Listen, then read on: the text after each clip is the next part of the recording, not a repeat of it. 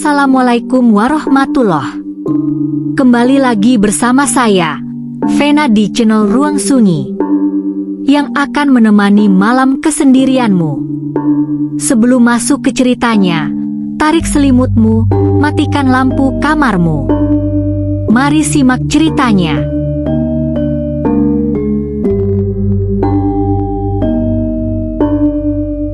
Langit sore mulai berubah kelabu ketika Ferry menutup pintu kontrakan yang sudah mulai lapuk dimakan usia. Bunyi engsel yang berderit seolah menyuarakan keluhan rumah itu sendiri, lelah, tua, dan kesepian. Di gang sempit yang dipenuhi jemuran dan suara televisi dari rumah sebelah, Ferry berdiri sejenak, memandangi lorong-lorong kecil yang semakin terasa asing baginya, meski ia sudah tinggal di sana lebih dari 10 tahun. Ferry, 18 tahun, hidup dengan tubuh kurus dan mata yang terlalu dalam untuk usianya. Sejak kecil, hidup tak pernah benar-benar memihak padanya. Ia lahir di sebuah desa kecil di Jawa Tengah, di tengah keluarga sederhana yang selalu cukup makan tapi tak pernah lebih. Saat usianya 6 tahun, ia diajak pindah ke kota bersama kedua orang tuanya, mencari secercah harapan yang katanya lebih terang di balik gedung-gedung tinggi dan jalanan padat. Namun harapan itu meredup lebih cepat dari yang ia bayangkan. Ayahnya meninggal 2 tahun setelah mereka tiba di kota, kecelakaan kerja yang hanya menyisakan kabar duka dan tumpukan utang. Sejak itu, ibunya menjadi segalanya bagi Ferry, penopang, pelindung, dan satu-satunya cahaya dalam hidupnya yang kelam. Mereka bertahan di kontrakan kumuh ini, rumah petak yang dindingnya lembab dan langit-langitnya kadang bocor saat hujan deras turun. Tapi setidaknya, mereka masih bersama. Hingga minggu lalu, Ibu Ferry menghembuskan napas terakhirnya setelah sakit berbulan-bulan yang tak mampu mereka obati dengan benar. Dunia Ferry runtuh dalam diam, seperti bangunan tua yang tiba-tiba ambruk tanpa peringatan. Kini, di usia yang baru mulai menjejak masa dewasa, Ferry berdiri sendirian di dunia yang tak lagi ia kenali, dan di rumah yang perlahan terasa semakin dingin, semakin sunyi, dan semakin berbeda. Setelah pemakaman sederhana di pinggir kota, hari-hari Ferry diisi dengan keheningan yang asing. Tak ada lagi suara ibu memanggil dari dapur, tak ada lagi aroma gorengan hangat yang biasa mereka jajakan bersama di depan gang.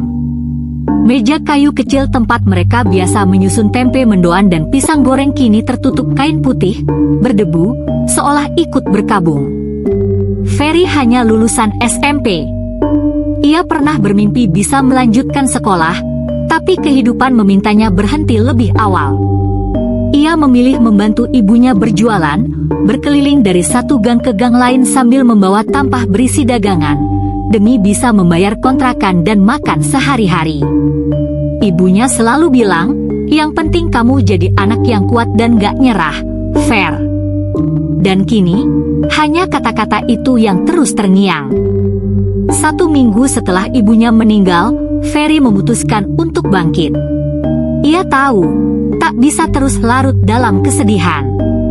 Ia harus kembali menjadi Ferry yang dulu, pemberani, cekatan, dan selalu menyapa siapa saja dengan senyum tulus meskipun hidup terus menekannya dari segala arah. Suatu pagi, Pak RT datang mengetuk pintu kontrakannya. Pria paruh baya itu berdiri dengan senyum simpati dan mata penuh rasa kasihan yang tak bisa disembunyikan. Fer, tadi pagi Pak Dedi, petugas kelurahan, kasih info. Katanya ada lowongan kerja di rumah sakit Budi Karsa, butuh office boy. Kerjaannya bersih-bersih, bantu-bantu, standar lah. Kamu mau coba? Tanpa banyak pikir, Ferry mengangguk. Saya mau, Pak. Bagus. Kamu anak baik, Fer. Ibu kamu pasti bangga kalau lihat kamu kerja di tempat seperti itu. Nanti saya telepon Pak Tejo, kepala bagian OB rumah sakit kalau kamu besok akan ke sana. Siap Pak. Terima kasih banget Pak RT sudah banyak bantu. Jawab Ferry dengan salaman ke Pak RT. Rumah sakit Budi Karsa bukan rumah sakit besar. Letaknya di daerah agak terpencil, bangunannya tua, catnya mulai pudar, dan pepohonan tinggi mengelilingi pekarangan depan yang membuat suasananya lebih sepi dibanding fasilitas medis lainnya. Tapi Ferry tak peduli. Baginya, ini bukan soal tempat. Ini tentang harapan. Malam harinya, Ferry duduk di atas kasur tipis yang sudah mulai kempes. Ia memandangi foto ibunya yang ia bingkai seadanya, diletakkan di meja kecil dekat jendela. Angin malam meniup tirai lusuh perlahan, menambah sunyi yang mengendap di seluruh ruangan. "Ibu," bisiknya lirih, "besok Ferry mulai kerja. Doain Ferry, ya, biar kuat, biar nggak takut, biar bisa mulai lagi dari awal." Pagi itu langit tampak mendung, seolah matahari enggan menampakkan diri. Angin berembus pelan saat Ferry menuruni angkot dan berdiri di depan gerbang rumah sakit Budi Karsa.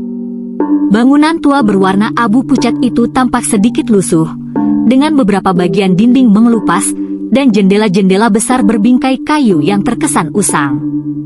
Meskipun begitu, suasana di dalamnya tampak cukup tenang, meski terlalu sepi untuk ukuran rumah sakit.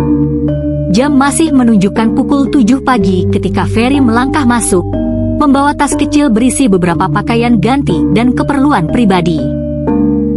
Di tangannya, surat pengantar dari Pak RT terasa sedikit kusut, akibat digenggam terlalu erat selama perjalanan. Ia bertanya pada petugas keamanan di lobi, lalu diarahkan menuju lantai 2, bagian administrasi umum. Lorong-lorong rumah sakit itu panjang dan sunyi, hanya sesekali terdengar langkah kaki dari kejauhan atau bunyi roda ranjang pasien yang diseret pelan. Setelah menelusuri lorong bercat putih pudar, Ferry akhirnya menemukan pintu bertuliskan kepala bagian OB, P. Tejo. Ia menarik napas sejenak, lalu mengetuk dengan pelan. Tok, tok. Masuk, terdengar suara dari dalam, berat dan dalam. Ferry membuka pintu perlahan. Ruangan itu tidak terlalu besar, tetapi tertata cukup rapi. Di balik meja kayu berlapis kaca, duduk seorang pria paruh baya berbadan gempal dengan kemeja safari abu-abu. Rambutnya sudah mulai memutih di sisi pelipis, dan ada bekas luka kecil di alis kirinya. Wajahnya tampak lelah, tapi matanya tajam dan penuh pengamatan. "Selamat pagi, Pak. Saya Ferry, yang direkomendasikan Pak Sani. Katanya ada lowongan OB di sini." Pria itu mengangguk sambil menaruh berkas yang sedang dibacanya. "Oh, iya. Dari Pak Sani ya. Masuk, duduk, duduk. Saya Tejo, kepala bagian OB di sini. Udah dikabarin juga sama Pak Sani soal kamu semuanya. Gimana kabar, Fer?" Ferry tersenyum tipis, mencoba tampak percaya diri. "Alhamdulillah, baik, Pak." Pak Tejo menatapnya beberapa detik, seolah menilai lebih dalam. "Kamu masih muda, tapi kelihatan tahan banting. Bagus. Kita di sini butuh orang yang bisa kerja cepat, jujur, dan gak gampang takut." Ia menyisipkan kalimat terakhir itu sambil sedikit menekankan nada suaranya. Ferry mengangguk cepat, meski sempat mengernyit pelan. "Kerjaanmu nanti bantu-bantu bersih-bersih lorong, ruang periksa, kadang juga ruang jenazah. Tapi semua sudah ada sopnya. Jangan takut. Kamu ikuti aturan, gak ada masalah. Mulai kerja jam 6 pagi, selesai jam 2 siang, 8 jam sehari. Ada 3 shift, pagi, siang dan malam. Kalau kamu mau, kita juga sediakan mes di lantai 4. Tempatnya nggak besar, tapi cukup buat tidur dan istirahat." "Mesnya di dalam rumah sakit, Pak?" tanya Ferry, sedikit ragu. Pak Tejo mengangguk sambil membuka laci dan mengeluarkan satu kunci kecil. "Ya. Tapi tenang aja, jarang dipakai. Biasanya OB pulang ke rumah masing-masing. Tapi karena kamu baru dan jauh, boleh pakai dulu. Kamar nomor 14. Nanti ditunjukkan jalannya. Ferry menerima kunci itu. Ada label logam kecil yang tertulis Mesel 414. Siap, Pak. Saya nggak masalah tinggal di sini dulu. Terima kasih banyak. Pak Tejo tersenyum tipis, meski sorot matanya belum sepenuhnya lunak. Oke, Ferry. Nanti malam kamu kerja. Hari ini kamu bisa kenalan dulu sama tempat ini. Tapi satu pesan saya. Ia berhenti sejenak, matanya menatap lurus ke Ferry. Kalau kamu tinggal di mes, usahakan jangan keluyuran tengah malam. Rumah sakit ini bukan tempat yang enak buat jalan-jalan malam. Pak Tejo berdiri dari kursinya, lalu menekan bel kecil di sisi meja. Tak lama kemudian, suara langkah kaki berat terdengar dari balik pintu, diiringi suara bersenandung pelan, lagu dangdut lama yang dinyanyikan dengan nada seenaknya.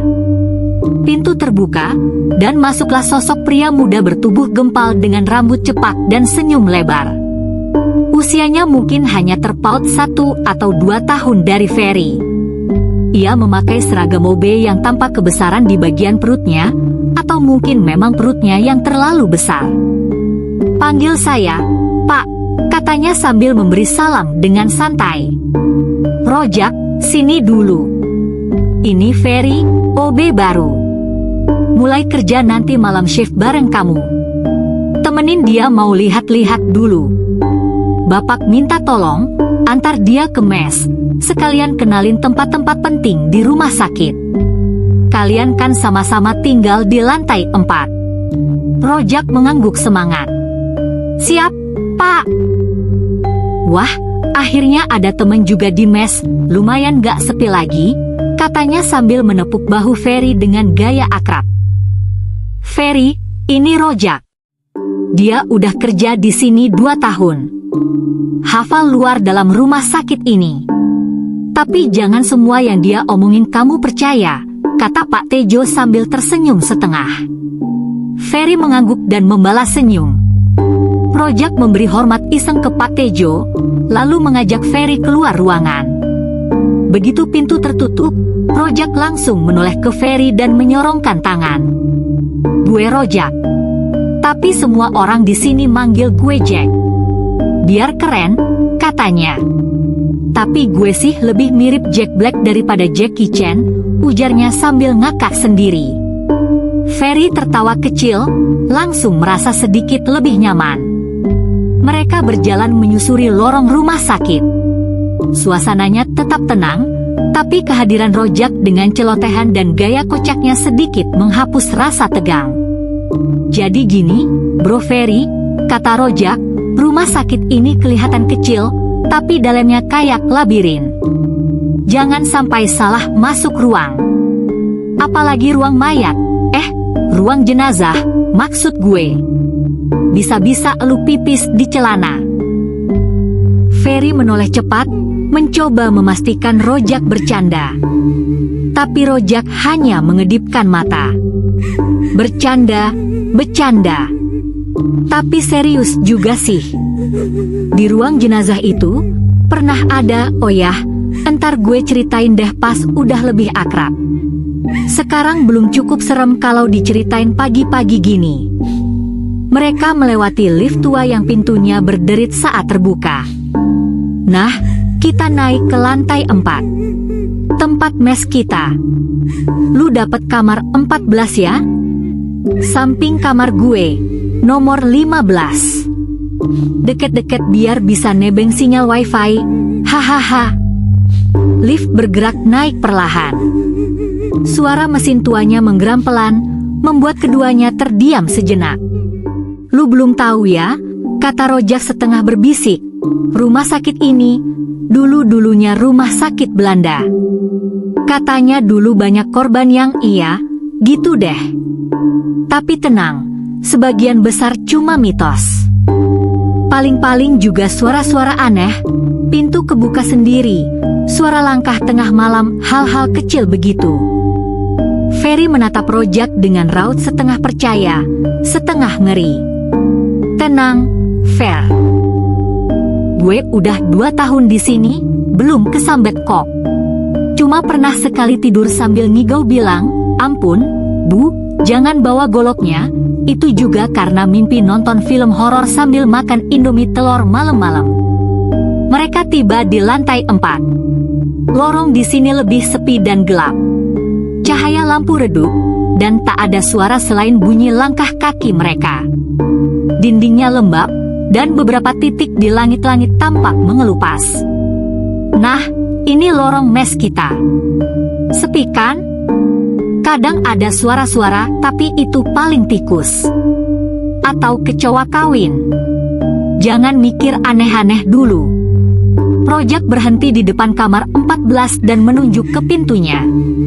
"Nih, kamar lo. Lu bersihin dulu, nanti sore kita turun bareng. Gue ajarin cara bersih-bersih lantai yang bener, pas teknik ngilang dari CCTV pas lagi nyantai, hahaha." Ferry membuka pintu kamarnya. Ruangan itu kecil, hanya ada ranjang besi, lemari tua, dan jendela kecil menghadap ke atap rumah sakit. Udara di dalamnya agak pengap. "Selamat datang di rumah barumu, Ferry," kata Rojak, masih dengan nada bercanda. "Semoga malam pertamamu nggak diganggu siapa-siapa." Rojak tertawa pelan, lalu berjalan ke kamarnya sendiri. Tapi sebelum menutup pintu, ia sempat berkata, lebih pelan, lebih serius, "Oh iya, satu lagi. Kalau tengah malam dengar suara ketukan, jangan dibuka, ya." Ferry terdiam. "Bercanda, Fer," kata Rojak cepat, lalu menutup pintu sambil ngakak. Siang itu, matahari menyusup lewat celah-celah jendela kecil kamar mes lantai 4, membentuk garis-garis cahaya yang hangat di atas ranjang besi Ferry. Ia sedang rebahan, mencoba melepas lelah setelah berkeliling mengenal rumah sakit, ketika tiba-tiba sebuah bayangan muncul di jendela kamar. Wajah itu, sosok dengan mata cekung, kulit kusam, dan ekspresi menyeramkan, mengintip dari luar kaca. Ferry yang terbiasa dengan kerasnya hidup kota, dan menganggap dirinya cukup pemberani, spontan duduk tegak, matanya membelalak. "Hei, setan, lo mau ngapain ngintip-ngintip di kamar gue?" teriak Ferry sambil bangkit. Suaranya menggelegar memenuhi lorong sempit itu. Sosok itu menghilang secepat kilat, melesat ke arah lorong mes dekat kamar mandi umum. Tanpa pikir panjang, Ferry langsung melompat dari ranjang, berlari mengejar bayangan itu sambil maki-maki, "Mana loh? Jangan sembunyi, beraniin gue!" Teriakan Ferry yang gaduh mengundang perhatian tetangga mes. Dari balik pintu kamar nomor 15, Rojak keluar dengan ekspresi setengah terbangun, setengah penasaran. Fer, ada apa sih? Suara ribut amat." Rojak mendekat menghentikan Ferry yang masih gelisah. Ferry menarik napas panjang, mencoba menenangkan diri. Tadi, di jendela ada muka jelek, kayak setan gitu. Badannya tinggi, kurus kering gitu? Tanya Rojak. "Nah iya betul banget, Jack," jawab Ferry. Rojak mengangkat alis, lalu tersenyum geli. "Wah, kalau gitu pasti itu lengok, bro." Rojak melangkah ke kamar nomor 17, membuka pintu, dan menunjuk ke dalam kamar yang juga berukuran kecil. "Lihat tuh. Itu setannya kan?" bilang Rojak sambil nunjuk seseorang. Dia namanya Lengop itu Obe juga, kerja di sini udah lama, dan memang mukanya agak serem, tapi dia baik kok. Dia juga tinggal di mes ini. Jadi jangan takut. Ferry menatap ke dalam kamar itu, dan memang ada sosok pria kurus tinggi dengan rambut acak-acakan dan wajah yang agak kelam. Saat ia mengangkat kepala dan melihat Ferry, matanya membulat kaget. "Lo kok ngintip-ngintip kamar gue?" teriak Lengop. Lalu tiba-tiba ia berlari keluar sambil tertawa gugup. Ferry dan Rojak saling berpandangan, lalu ikut tertawa. "Ternyata tadi lo kira setan, dia malah kira lo setan, jadi langsung kabur," kata Rojak sambil tepuk tangan pelan. Ferry terkekeh. Iya. Lumayan juga kejutan pertamanya. Gue kira ini rumah sakit penuh hantu, ternyata cuma OB lucu dan serem doang. Rojak menggeleng sambil tertawa. Ya, bro, di sini semua seram-seram tapi lucu. Nanti lo bakal kenal lebih banyak hantu-hantu lainnya. Tapi santai, gue selalu ada buat jagain lu. Langit sore mulai merayap di luar jendela kamar mes lantai 4 berubah menjadi gelap pekat. Di dalam kamar nomor 17, Ferry, Rojak, dan Lengop duduk berdekatan, melingkari meja kecil yang penuh dengan cangkir kopi dan beberapa bungkus keripik singkong yang sudah mulai tergeletak berserakan. Rojak dengan gaya khasnya menyeruput kopi panas sambil terkekeh. Jadi, di mes ini cuma kita bertiga yang tinggal. Yang lain semua pulang ke rumah masing-masing. Makanya suasananya kadang sunyi banget, bro. Lengop, yang mukanya memang sedikit menyeramkan dengan ekspresi datar dan mata yang tajam, menambahkan dengan suara tenang, aku yang pertama tinggal di mes ini. Tahun berikutnya baru Rojak masuk. Ferry, kamu yang paling baru. Ferry mengangguk sambil menyesap kopinya pelan. Gue salut sama lo, Lengop. Berani banget tinggal sendirian di tempat kayak gini, apalagi yang kadang suka ada hal-hal aneh. Jadi laki itu emang harus berani. Rojak tiba-tiba melemparkan candaan sambil tertawa lebar. Haha, iya tuh. Setan-setan di rumah sakit ini malah suka sungkem sama Lengop. Katanya dia raja setan di sini. Lengop yang tadinya serius, tiba-tiba berubah ekspresi, seolah marah. Jangan bikin gue jadi raja setan seenaknya, Ro. Gue cuma terpaksa daripada tidur di jalan mending di mes.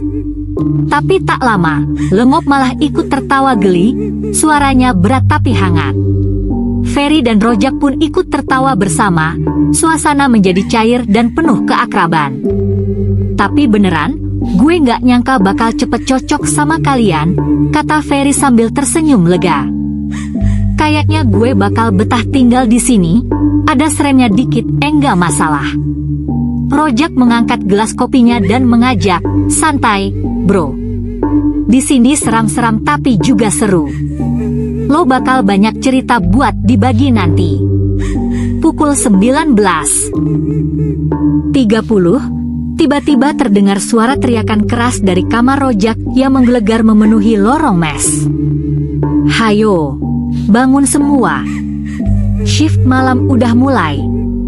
Ayo, buruan berangkat. Jangan cuma rebahan kayak mumi, teriak Rojak dengan nada kocak sambil menirukan suara pengumuman. Ferry yang sedang bersandar di ranjang langsung duduk dan tertawa. Lengop cuma mengangguk pelan sambil mengusap matanya. Udah, gue siap, balas Ferry sambil berdiri. Mereka bertiga segera bergegas keluar dari mes menuju gedung depan rumah sakit, tempat unit OB bertugas malam itu. Suasana malam terasa sunyi, hanya sesekali terdengar suara jangkrik dan desiran angin. Rumah sakit memang sudah sepi. Pasien rawat inap ditempatkan di gedung belakang, sementara gedung depan lebih fokus pada pelayanan rawat jalan, ruang administrasi, dan ruangan jenazah. Di depan ruang OB, mereka menemui meja absen dan deretan rak alat kebersihan. Ferry mengisi daftar hadir dengan penuh semangat, sementara Rojak dengan santai mengambil sapu dan ember, dan Lengop hanya men.